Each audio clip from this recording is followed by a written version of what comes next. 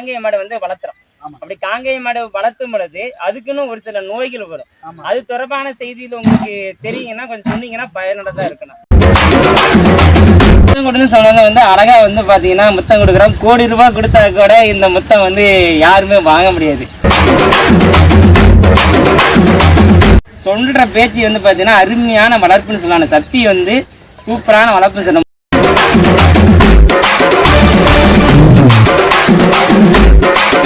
கழுகு வந்து பாத்தீங்கன்னா வெள்ளை கலரும் வந்து கருப்பு சேர்ந்தனால அந்த கழுகு பருவம் இருக்கிறதுனால அது மாதிரி இருக்கிறதுனால நமக்கு வந்து கரடுன்னு சொல்லி பேரு. ஆமாங்க.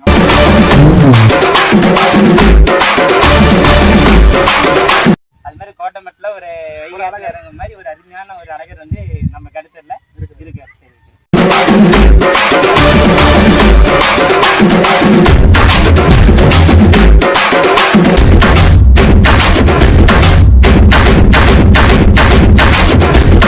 அனைவருக்கும் வணக்கம். நாம எங்க இருக்கோம் அப்படின்னு பாத்தீங்கன்னா சேலம் மாவட்டம் ஓமலூர் வட்டம் மற்றும் கருக்கல்வாடி கிராமத்தில் இருக்கக்கூடிய கோட்டமேடுன்னு சொல்லக்கூடிய பகுதியில் வந்து பாத்தீங்கன்னா வேப்பமரத்து மாரியம்மன் கோவில் அருகே இருக்கக்கூடிய ரவி மற்றும் கருணாகரன் அவருடைய கட்டுத்தர தான் இருக்கும். ஏறக்கூடிய வந்து இருவரும் சேர்ந்து ஒரு 3 காங்கேயம் காளை மாடுகளை வந்து பராமரிக்கிறாங்க.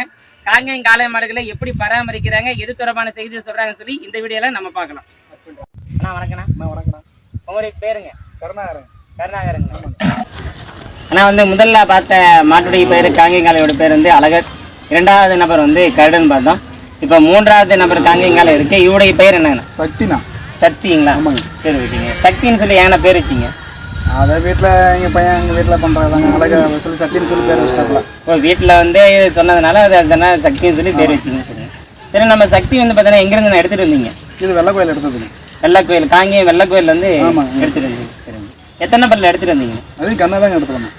அப்படிங்களா? கண்ணா தான் எடுத்துருந்தீங்க. எத்தனை மாதம் கண்ணுங்கண்ணா? அது இப்போ ஒரு 12 மாதம் எடுத்து வந்தேன். 12 மாதம் கண்ணு. யார்கிட்ட எடுத்தீங்கன்னு தெரியுங்களா? சந்திரமோகன் எடுத்தேன். சண்முகங்களா? சந்திரமோகன். சரிங்க. அவர்கிட்ட வந்து எடுத்துகிட்டு வந்துருக்கீங்க. ஆமாம். 12 மாதம் கண்ணில் எடுத்துகிட்டு வந்துருக்கீங்க. சரிங்க. நம்ம சக்தி வந்து பார்த்தீங்கன்னா என்ன பர்பஸுக்கு பயன்படுத்துறீங்கண்ணா? இது ஜல்லிக்கு எருதாட்டத்துக்கு கும்பாபிஷேகத்துக்கு மட்டும் தாங்க. ஓகே. எருதாட்டத்துக்கும் கும்பாபிஷேகம் மட்டும் பயன்படுத்துவீங்க. இதை வந்து பார்த்தீங்கன்னா பூச்சிக்கு தான் பயன்படுத்தும். இது 2 ரகத்தில் மட்டும் தான் பயன்படுத்துவீங்க. நம்ம எருதாட்டத்தில் வந்து பார்த்தீங்கன்னா பயன்படுத்துறீங்கன்னு சொல்கிறீங்க. எருதாட்டத்தில் நம்ம சக்தி எது மாதிரி ஆட்டம் வந்து ஆடுறாருங்க? இதெல்லாம் ஆளை பிடிக்க பறக்கப்பா அப்படியே பறப்பாரு. ஆமாங்க. பார்த்தீங்கன்னா துள்ளி குதிக்கிற ஆட்டம் தான் அழகர் மாதிரி துள்ளி குதிச்சு ஆடுவாருங்க. சரி, எத்தனை களத்துக்கு போயிருக்காருங்கண்ணா? இது ஒரு 5-6 களத்தாங்க. வருஷம் அதிகம் விடலைங்க. இந்த வருஷம் தான் சும்மா ஒரு 4-5 களத்துல போயிருக்காருங்க. சரி ஓகே. 5 களத்துலேயுமே ஆட்டம் எப்படிங்கண்ணா? எல்லாமே சூப்பராக ஆடிப்பாரு. சூப்பரான ஆட்டம் வந்து ஆடிருக்காருங்க. ஆமாங்க. அதுக்கடுத்து கும்பாபிஷேகத்துக்கு எத்தனை போயிருக்காரு? கும்பாபிஷேகம் போயிருப்பாங்க. 10-20 மேலே 10-12 போயிருக்காரு. சரி ஓகேங்கண்ணா. இல்லை பார்க்குறதுக்கு ரொம்ப பிரம்மாண்டமாக திமிழ் பாருங்கள், ரொம்ப பெருசாக இருக்குது. உடம்பு நல்லா பெருசாக இருக்குது. ஆனால் அழகாக இருக்கா இல்லைன்னு சொல்லுங்க. ஆனால் வந்து பார்த்தீங்கன்னா கொம்பும் நல்லா இருக்குது. ஆனால் கொஞ்சம் சின்னதாக இருக்குது. அதுக்கு ஏதாவது காரணம் இருக்குங்கண்ணா? அது எடுத்துகிட்டு வரும்போது உங்கள் அப்பாவுக்கு கொஞ்சம் கட்ட கொம்பா மாதிரி இருந்துச்சுங்க. அப்படிங்களா? எடுத்துகிட்டு வரும்போது வந்து ஆமாங்க. அது வளர்ந்துட்டு சொன்னாப்புல வளரல. இவ்வளோதான் நாட்டுறது. சரி, இதுக்கு ஏதாவது காரணம் இருக்குங்களா? இப்போ இது சோட கொம்பு வரத்துக்கு முக்கிய இடம் எல்லாத்துக்கும் கொம்பு நல்லா பெருசாக இருக்குன்னு சொல்லுவாங்க. உடம்பு அமைப்பு. ஆனால் நல்லா இருக்குது, இல்லைன்னு நான் தப்பு சொல்லிங்கன்னா. ஆனால் இப்போ சின்னதாக இருக்குது. அதுக்கு காரணம் ஏதாவது இருக்குல்ல? அது வயிறா, அதனோட வயிறா அப்படிதான். அதாவது அந்த முன்னாடி வந்து அப்பா இருக்குமோ அல்லது அம்மா இருக்குமோ ஏதாவது வந்து கொஞ்சம் சின்னதாக இருந்துருச்சிங்கன்னா அதனால வந்து இது வந்துருக்கான்னு. சரிங்கண்ணா. ஓகே. வேற ஏதாவது சிறப்பு இவருக்கு இருக்காண்ணா? ஏழு தாங்க வீட்டில் பாஸ் எல்லாமே பார்த்துட்டு இருக்கிறாங்க. சரிங்க. பையன் எங்கள் வீட்டுக்காரம்மா எல்லாமே பிடிச்சிக்கிட்டு வாங்க. சரிங்கண்ணா. ஓகேண்ணா. பிடிச்சிடும். ஆனால் நம்ம கூட்டமாக வந்தால் நானே பிடிக்க முடியாது. ஓ அப்படிங்களா? அப்படி வரணும். சரி. நான் முன்னாடி ஒரு வீடியோவில் பார்த்தேண்ணா. எனக்கு வந்து பார்த்தீங்கன்னா என்னகிட்டே வந்து பார்த்தீங்கன்னா அவ்வளோ அருமையாக வந்து நீங்கள் முத்தங்கொடுன்னு சொல்கிறீங்க. ஆமாங்க. முத்தங்கொடுன்னு சொன்னவங்க வந்து அழகாக வந்து பார்த்தீங்கன்னா முத்தம் கொடுக்குறோம். கோடி ரூபாய் கொடுத்தா கூட இந்த முத்தம் வந்து யாருமே வாங்க முடியாது. சொல்கிற பேச்சு வந்து பார்த்தீங்கன்னா அருமையான வளர்ப்புன்னு சொல்லலாம். சக்தி வந்து சூப்பரான வளர்ப்பு சொல்ல. முன்பண்ணு தெரியாத யார்கிட்டையுமே கிட்ட போகாது. ஆமாங்க. அப்படி இருக்கும்பொழுது நீங்கள் ஒரு சொன்ன ஒத்த பேச்சுக்கு கட்டுப்பட்டு நான் முன்பண்ணு இது வரைக்கும் வந்ததே கிடையாது. என்னை பார்த்ததும் நீங்கள் சொல்கிறீங்க என் கண்ணத்தில் வந்து முத்தம் கொடுத்துட்டு போகுது. அது நம்ம அம்மா அங்கே எங்கள் அம்மா ஹேண்டிகேப் தாங்க. அது நடக்க மாட்டாங்க. எங்கள் அம்மா சின்னதுலேருந்து தண்ணி வைக்காம உட்காந்துட்டு முத்தம் கொடுத்து சொல்லி அப்படி பழக்கிட்டாங்க. சரிங்க. அம்மா பண்ணால தான். ஓ அம்மா வந்து பழகிறதுனால கூட அவுத்து விட்டோமா அம்மாவுக்கு முத்தம் கொடுத்தோன்னா கொடுத்துட்டு வந்துடுவாப்புல. ஓ சூப்பராக தான் நான் பார்த்தேன். எனக்கே பிரமிப்பாக போச்சு. என்ன அப்படின்னா ஒரு அழகாக வந்து ஒரு முத்தம் கொடுக்குறது வந்து பார்த்தீங்கன்னா ரொம்ப சூப்பராக இருக்குண்ணா. ஓகே. அதே மாதிரி இந்த ஆண்டு வந்து சிறப்பான ஒரு நபராக என்னது நம்ம சக்தி வந்து தையல் அமைவாருன்னு சொல்லி எதிர்பார்க்க. ஓகேங்கண்ணா. கண்டிப்பாக நன்றி. ஆனா கருணாகரன் நான் வந்து பாத்தீங்கன்னா நான் போற இடத்துல வந்து ஒவ்வொரு இடத்துலயும் வந்து ஒரு நல்ல ஒரு செய்தியை வந்து இளைய தலைமுறை கொண்டு போகணும்னு நினைப்பேன். ஆமாங்க. அப்படின்னும் பொழுது இப்ப நம்ம காங்கேய மாடு வந்து வளர்த்துறோம். ஆமா. அப்படி காங்கேய மாடு வளர்த்தும் பொழுது அதுக்குன்னு ஒரு சில நோய்கள் வரும். ஆமா. அது தொடர்பான செய்தியில உங்களுக்கு தெரியுங்கன்னா கொஞ்சம் சொன்னீங்கன்னா பயனுள்ளதா இருக்கணும். நம்ம என்ன மாடு நோவுன்னு சொன்னா கூட எங்க மாமா வந்து கேட்டுதாங்க நான் செய்வோம். ஓ மாமா வந்து பாத்தீங்கன்னா மாமா தான். ஓ மாடுக்கு வந்து ஏதாவது நோய் வந்துச்சுன்னா உங்க மாமாட்ட தான் கேட்டு சொல்லுங்க. ஆமாங்க. சரி மாமாட்ட கொஞ்சம் கேட்கலாமா கேள்வி? சரி ஓகேங்க. அண்ணா வணக்கங்கண்ணா. உங்க பேருங்கண்ணா? சாமியப்பன். சாமியப்பன். சரி ஓகே. நீங்க தான் வந்து பாத்தீங்கன்னா எத்தனை தலைமுறையா வந்து பாத்தீங்கன்னா மாடு தொடர்பான செய்தியில பாத்துட்டு இருக்கீங்க? 2 வருஷமா பாத்துட்டு 20 வருஷமா வந்து பாத்துட்டு இருக்கீங்க. சரிங்க. சரி நீங்க உங்ககிட்ட தான் கேட்கணும்னு ஆசைப்படுறேன். சரியான ஒரு கேள்வி. என்ன கேள்வின்னா மாட்டுக்கு வந்து பாத்தீங்கன்னா நிறைய பேர் என்ன பண்றாங்கன்னா நோவு வருது. நோவு வரும்போது என்ன பண்றாங்கன்னா டாக்டர்கிட்ட கொண்டு போறாங்க. அதுதான் ஃபர்ஸ்ட் பாக்குறாங்க. நம்ம வந்து பாத்தீங்கன்னா அந்த நோய் எது மாதிரி நோய் வருதுன்னு பசங்களுக்கு கொஞ்சம் சொன்னீங்கன்னா இளைய தலைமுறைக்கு கண்டிப்பா பயனுள்ளதா இருக்கும். எது மாதிரி நோய் எல்லாம் வருதுண்ணா கொஞ்சம் சொல்ல முடியுங்களா? சொல்லுங்கண்ணா. ஃபர்ஸ்ட் கோமேரி பண்ணுங்க. கோமேரி வரும். அம்மா வாங்குற கோமேரி பண்ணுங்க. சரிங்க. அடுத்தது வந்து இது அம்மா வாங்குங்க. சரிங்க. அடுத்தது வந்து காய்ச்சல் அப்புறம் வரகுந்து படும். வரகுந்து படும். அதுக்கு அடுத்து கல்சல் மாதிரி கடிச்சல் வந்து அடுத்ததுண்ணா அதாவது சளி பிடிக்கிறது. சரிங்க. அதாவது மாட்டுக்கு வந்து பாத்தீங்கன்னா வரக்கூடிய வந்து ஏறக்குறைய 6 நோய்கள் வந்து தெளிவா சொல்றீங்க. ஒண்ணு மாட்டுக்கு வரக்கூடிய நோய்கள் வந்து 6. அதாவது வந்து அம்மை சொல்றீங்க, அடுத்து வந்து காய்ச்சல் சொல்றீங்க, அடுத்து கழிச்சல் சொல்றீங்க, வரகுந்து சொல்றீங்க, அடுத்து சளி பிடித்தல் சொல்லக்கூடியது, அடுத்து கோமேரின்னு சொல்லக்கூடிய இந்த 6 வகையான நோய்கள் வந்து கண்டிப்பா வந்து மாட்டுக்கு வரும்.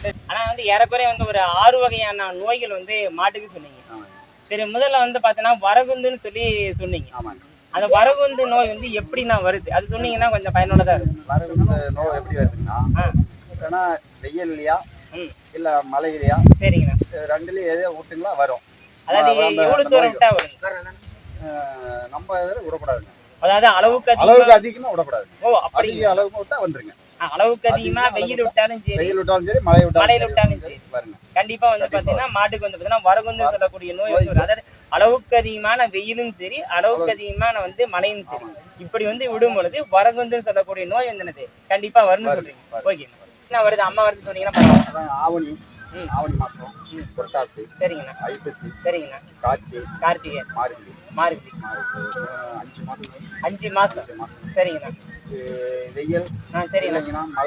மழை வரலாம் இல்ல பனி காலத்திலயும் அந்த அம்மை நோய் வரலாம். அதாவது ஆவணி புரட்டாசி ஐப்பசி கார்த்திகை மார்கழி சொல்லக்கூடிய இந்த 5 மாசத்துல ஆவணி புரட்டாசி வந்து மழை காலம், அதுக்கு அடுத்து வந்து ஐப்பசியில இருந்து பாத்தீங்கன்னா மார்கழி வரைக்கும் பனி இருக்கும் பிளஸ் வெயில் இருக்கும். இப்படி வந்து மழை அதிகமா இருந்தாலும் சரி பனி அதிகமா இருந்தாலும் சரி வெயில் அதிகமா இருந்தாலும் சரி இந்த 3 காரணனால என்னது அம்மான்னு சொல்லக்கூடிய நோய் வந்து வருது. சரி ஓகே. ஆனா வந்து முதல் பார்க்கக்கூடிய நோயுடைய பேர் வந்து வரகுந்து பார்த்தோம், 2வது நோய் வந்து அம்மா பத்தி பார்த்தோம். இப்போ 3வது நோய் வந்து பாத்தீங்கன்னா நம்ம வந்து கோமேரின்னு சொல்லி ஒரு நோய் சொன்னீங்க. அந்த கோமேரின்னு சொல்லக்கூடிய நோய் வந்து எப்படி வருதுன்னு கொஞ்சம் சொன்னீங்கன்னா பரவாயில்ல. கோமேரி நோய் வந்து இந்த 2 மாசத்துக்கும் இந்த பனி மழை மார்கழி சொன்னீங்க. இந்த கார்த்திகை மார்கழியில மழையும் இருக்கும் பிளஸ் வந்து பனியும் இருக்கிறதுனால என்ன பண்ணீங்கன்னா கோமேரி நோய் சொன்னீங்க. ஆனா வெயில் காலத்துல எந்த மாதம்ல வந்து கோமேரி நோய் வரும்னு சொல்லுங்க பார்க்கலாம். பங்குனி சித்திரை. சரிங்க. இந்த 2 வெயில் காலத்தினால அதிகம் வருங்க. சரி அதாவது பங்குனி மாசம் சரி சித்திரை மாசம் இந்த 2 மாதம் வந்து வெயில் அதிகமா இருக்கிறதுனால கோமேரி சொல்லக்கூடியது 4 மாசத்துல வரும். அதாவது கார்த்திகை மார்கழி சொல்லக்கூடியதுல பனியும் மழையும் அதிகமா இருக்கிறதுனால அப்பயும் கோமேரி நோய் வரும். அதுக்கடுத்து பங்குனி சித்திரை சொல்லக்கூடிய 2 மாதங்கள்ல வந்து அளவுக்கு அதிகமா வெயில் இருக்கிறதுனால அதனால என்னது கோமேரி நோய் மொத்தம் 4 மாதங்கள் என்னது கோமேரி நோய் வருவதற்கான வாய்ப்புகள் வந்து அதிகமா இருக்கு. ஆனா முதல் நோய் வந்து வரகுந்து பார்த்தோம், 2வது நோய் வந்து பாத்தீங்கன்னா அம்மை தொடர்பான செய்தி பார்த்தோம், 3வது நோய் வந்து பாத்தீங்கன்னா கோமேரி சொல்லக்கூடிய நோய் பார்த்தோம், 4வது வந்து மாட்டு காய்ச்சல் வரும்னு சொல்லுவாங்க. காய்ச்சல் வந்து எதனால வருதுன்னா வெயில் காலம் அதிகம். சரிங்க. வெயில் அதிகமாகிறதுனால காய்ச்சல் வருது. சரிங்கண்ணா. வேற வெயில் பனி அந்த பனி சேரனாலுமே அந்த பனிக்கால் சேரனாலுமே அந்த காய்ச்சல் வரும். சரிங்கண்ணா. வேற மலைகள் விட்டாலும் அந்த காய்ச்சல் வரும். அதாவது அளவுக்கு அதிகமா வந்து வெயில் இருந்தாலும் சரி மழை இருந்தாலும் பனி இருந்தது இந்த 3ல வந்து விட்டோம் அப்படின்னா மாடுகளுக்கு என்ன பண்ணுன்னா காய்ச்சல் வருவதற்கான வாய்ப்புகள் அதிகம். ஓகே. சளி பிடித்தல் அப்படின்னு சொல்லி சொன்னீங்க. மாட்டுக்கு வந்து எப்படின்னா சளி பிடிக்குது அது தொடர்பான செய்திகள் சொன்னீங்க அப்படின்னா கொஞ்சம் பயனுள்ளதா இருக்கும். சளி எப்படின்னா பிடிக்குது? சளி இந்த பனி காலத்துல சரிங்கண்ணா. பனி மழை மலை மழை ரெண்டுலயும் விட்டுங்களா சளி அதான் அளவுக்கு அதிகமா பனியிலையும் மாட்டை விடக்கூடாது, அளவுக்கு அதிகமா வந்து பார்த்தீங்கன்னா மழையிலையும் விடக்கூடாது. அப்படி விட்டோம் அப்படின்னா என்ன ஆகுதுன்னா காய்ச்சல் சளி பிடிக்கிறதுக்கான வாய்ப்புகள் வந்து மாட்டுகள் வந்து அதிகம். ஓகே. ஆறாவது பார்க்கக்கூடிய நோயுடைய பேர் வந்து பார்த்தீங்கன்னா கழிச்சல் அப்படின்னு சொல்லி ஒன்று இருக்குல்ல. மாட்டுக்கு வந்து கழிச்சல் வந்து எப்படி ஏற்படுது உங்களுடைய அனுபவத்துல வந்து சொன்னீங்கன்னா பரவாயில்ல. மாட்டு அந்த கல்சில் எதனால வருதுன்னா தீனி வகை கொடுக்குறாங்க இல்லைங்களா? ஆமாங்கண்ணா. தீனி வகைகளை கொடுக்க தெரியும். சரிங்க. அதில் மாற்றமா சீரண கோளாறு மாதிரி மாற்றமா வந்துச்சுன்னா அந்த கல்சில் வரும். ஆனால் வந்து பார்த்தீங்கன்னா தீவன முறை சரியில்லை அப்படின்னு சொல்லும் பொழுது என்னதுன்னா இந்த மாடுகளுக்கு வந்து கழிச்சல் வரும்னு சொல்லுது. வேற ஏதாவது மாற்றங்கள்னால வருங்கிறது வாய்ப்பு இருக்குங்களா மாடுகளுக்கு? பருவநிலை அதாவது வெயில் காலம் மழை காலம் பனிக்காலமா இருந்தாலும் சரி வெயில் காலமா இருந்தாலும் சரி சரிங்க வரும். அதே பருவநிலை மாற்றத்துக்கு வந்து மாடுகள் வந்து என்ன ஆகுதுன்னா கழிச்சல் வருவதற்கான வாய்ப்புகள் அதிகம். சரி ஓகேண்ணா. அதாவது இது வரைக்கும் நிறைய பேர் வந்து எந்த ஒரு தகவலும் சொல்லணும்னா அதாவது மாட்டுக்கு வந்து நிறைய பேர் என்ன பண்ணாங்கன்னா உடனே என்னன்னா டாக்டருக்கு கால் பண்றாங்க, என்ன நோயின்னு தெரியாம சொல்றாங்க. அப்படின்னு வந்து ஒரு நல்ல ஒரு சிறப்பான ஒரு 6 வகையான நோய்கள் வந்து மாட்டு கண்டிப்பா வரும்னு சொன்னீங்க. ரொம்ப பயனுள்ள தகவலாக இருந்துச்சு. நிறைய பேர் காளை மாடுகள் வாங்கும் பொழுது அது எப்படி பராமரிக்கிறது கூட தெரியாம இருக்காங்க. அப்படி பராமரிக்கும் போது ஏதாவது நோய் வருது, அந்த நோய் தொடர்பான செய்தியில சூப்பரா சொன்னீங்க. ரொம்ப நன்றிண்ணா. நன்றி. இப்ப வந்து நம்ம கடத்தல ஏறக்குறைய ஒரு 3 காங்கேயம் மடையில பார்த்தோன்னா சரி முதல்ல பார்க்கக்கூடிய இந்த காங்கேயம் காலுடைய பெயர் என்ன? அழகர். அழகர். ஏன்னா அழகர்னு பேர் வச்சு வீட்டில் இருக்கிறவங்க அழகா இருக்கான்னு சொல்லி அழகர்னு பேர் வச்சுக்கிறாங்க. இப்போ வீட்டில் அழகா இருக்கிறதுனால அழகர் சொல்லி வந்து பேர் இருக்கு. அதாவது அழகர் வந்து வைகாசியில் வந்து இறங்குறது வந்து ரொம்ப சிறப்பாக இருக்கும். அது மாதிரி கோட்டமட்டில் ஒரு வைகாசி இறங்குற மாதிரி ஒரு அருமையான ஒரு அழகர் வந்து நம்ம கடத்தல இருக்காரு. சரி. ஆனால் இந்த அழகரை வந்து எங்கண்ணா எடுத்துட்டு இருந்தீங்க? கரூர்ல எடுத்தது. கரூர்லையாண்ணா? சரி. கரூர்ல எடுத்துட்டு வரும்போது பார்த்தீங்கன்னா எத்தனை பல்லுங்கண்ணா? அப்போ கண்ணா தாங்க எடுத்தோம். கண்ணா தான் 8 மாசம் கண்ணா எடுத்தோம். அப்போ கண்ணா எடுத்துட்டு. இப்போ வந்து நம்ம அழகருக்கு எத்தனை பல்லுங்கண்ணா? 4 பல்லு. 4 பல்லு. சரி. சரி. இந்த அழகர் வந்து எதுக்கு நான் பயன்படுத்துறீங்க? வளர்த்துறது பூச்சிக்காலைக்கு எருதாட்டத்துக்குங்க. பூச்சிக்கு பயன்படுத்துறீங்க, எருதாட்டத்துக்கு எருதாட்டத்துக்கு பயன்படுத்தும். கும்பாபிஷேகத்துக்கு பார்த்தீங்கன்னா எருதாட்டத்துக்கு பயன்படுத்துன்னு சொல்றீங்க. அழகர் வந்து ஒரே ஒரு ஆட்டை ஆடிருக்காரு. அந்த ஆட்டை எப்படி ஆட்டம் அதாவது வந்து பார்த்தீங்கன்னா எருதாட்டத்தில் வந்து பார்த்தீங்கன்னா துள்ளி குதிக்கிறது இருக்குது, தாவி குதிச்சு இருக்குது, சுற்றி அடிக்கிறது, ஜாக்கி ஆட்டம் இருக்குது. இப்படி வந்து ஒரு 6-7 வகையான ஆட்டங்கள் இருக்குது. நம்ம அழகர் எது மாதிரி ஆட்டம் ஆடுறீங்க? கால தரையில அழகா துள்ளி குதித்து நல்லா ஆடுவாப்ல. மேக்ஸிமம் மக்கள் அப்படியே கவர் பண்றாங்க. நல்லா நல்லா சூப்பரா ஆடுவாப்ல. அதே துள்ளி குதித்து எகிரி ஜாக்கி ஆட்டம் வந்து நிக்காது. கால் வந்து பார்த்தீங்கன்னா அந்த இடத்துல பறக்கிற மாதிரி ஏரோப்ளான் மாதிரி தான் பறந்து ஆடுவார். அந்த அளவுக்கு வந்து ஆட்டம் வந்து சிறப்பாக வந்து நம்ம அழகர் வந்து இது ஆடுறாரு. இந்த ஆண்டு வந்து தையில வந்து சிறப்பான ஆட்டத்தை அழகர் கொடுப்பாருன்னு எதிர்பார்க்குறீங்க? கன்ஃபார்மா எதிர்பார்க்குறேன். ஓகே, நான் கண்டிப்பாக எதிர்பார்க்குறேன். ஓகே. ஆனால் வந்து முதல்ல வந்து பார்க்கக்கூடிய மாட்டுடைய பேர் வந்து அழகர் அப்படின்னு சொல்லி சொன்னீங்க. இப்போ பார்க்கக்கூடிய 2வது ரகம் வந்து பார்த்தீங்கன்னா இவருடைய பேர் என்னங்கண்ணா? கருடன் சொல்லி பேர் வச்சுருக்கோங்க. ஏன்னா கருடன் சொல்லி பேர் வச்சுங்க?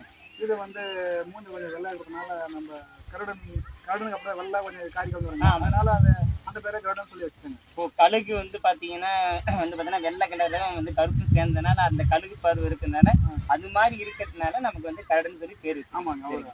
இப்போ நம்ம கருடன் வந்து பார்த்தீங்கன்னா எங்கேருந்து நான் எடுத்துகிட்டு வந்தேன்? இது பனிக்கனூர்ல வந்து மூர்த்தின்னு சொல்லி ஒரு நண்பன்கிட்ட எடுத்துருந்தேன். ஓகேண்ணா. யார்கிட்ட நான் எடுத்துகிட்டு வந்தேன்? மூர்த்தின்னு சொல்லக்கூடிய வந்துட்டு எடுத்துகிட்டு வந்தேன். ஆமாங்க. எடுத்துகிட்டு வரும்போது கருடன் வந்து எத்தனை பல்லுங்கண்ணா? 2 பல்லு தாங்க. 2 பல்லு. ஆமாங்க. என்ன சொல்கிறீங்க 2 பல்ல எப்படி மாதிரி இருக்கு? வளர்ப்பு அப்படி வளர்த்துருக்காங்க. நாங்கள் 2 பல்லு வாங்கி வளர்ப்பு. சரிங்க. இப்போ நம்ம கட்டுத்தல எத்தனை பல்லுங்கண்ணா? இது 2 பல்லு போடு. 2 பல்லு தாங்க. நம்ம கிட்டே வந்து பார்த்தீங்கன்னா இப்போ இல்லை எடுத்துகிட்டு வரும்போது 2 பல்லு சொல்லுங்க. அப்படியே தான் இருக்குது. இப்போ நம்ம அதே 2 பல்லு தான் பல்லு வந்து போட்டு போடுங்க. சரி. சரி. இப்போ நம்ம கருடன் வந்து பார்த்தீங்கன்னா பார்க்கறதுக்கு ரொம்ப அருமையாக இருக்காரு. சரி. இந்த வருடம் வந்து பார்த்தீங்கன்னா எது மாதிரி ஆட்டம் ஆடுவார்னு ஒரு எதிர்பார்ப்பு உங்ககிட்ட இருக்கு? கருடன் அழகர் டைப்ல ஆடுவான்னு சொல்லி நாங்கள் ஒரு கற்பனை இருக்கு. அழகர் வந்து துள்ளி குதித்து ஆடுறாரு. அதே மாதிரி ஆடுவாங்க. அதே சரி. கட்டுத்தரில் எப்படி இருக்கிறாரு? நம்ம கட்டுத்தரில் சாதுவாக இருப்பாப்ல. கட்டுத்தல ரொம்ப சாது. சரி. நீங்க விட்டுட்டு போகும் பொழுது தனியா இருக்கும் பொழுது ஒரு சில ஆட்டெல்லாம் ஆடுவார். அதெல்லாம் யாருக்கும் தெரியாது. பார்த்துருப்பீங்க. அப்படி பார்க்கும் பொழுது எது மாதிரி ஆட்டத்தை வந்து அவர் ஆடி இருக்காரு அது கொஞ்சம் ஒரு கணிப்பு இருக்குது. மேக்ஸிமம் நம்ம கட்டி ஒரு ஒத்தைகள் தான் கட்டுவாங்க. சரிங்க. அவர் தானே அப்படியே ரவுண்ட் அடிச்சு துள்ளி குதிச்சு அழகு துள்ளி குதித்து ஆடுறாரு.